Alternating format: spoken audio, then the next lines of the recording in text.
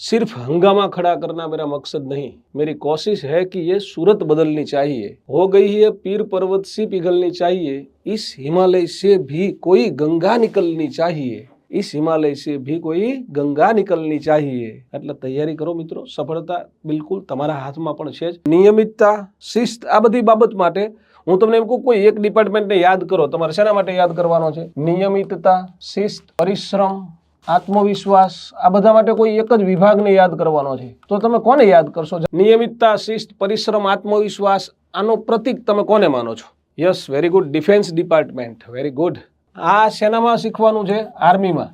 Army, navy, air force, આ બધું તમે જો સાંભળ્યું હોય એ બધા છે ને, આ બધાની ડિસિપ્લિન કેવી ખબર છે? એરફોર્સના વિડીયો જોજો, આર્મીના વિડીયો જોજો તમે મિત્રો, તો એમનામાં ડિસિપ્લિન કેટલી હોય ને એ તમારે શીખવાનું છે। જો એવી ડિસિપ્લિન આપણે ખાલી 30 દિવસ માટે ફોલો કરીએ ને, ખાલી 30 દિવસ માટે, તો 30 દિવસમાં તમને તમારી જાત છે ને એ સમૂળી બદલાઈ ગયેલી લાગે।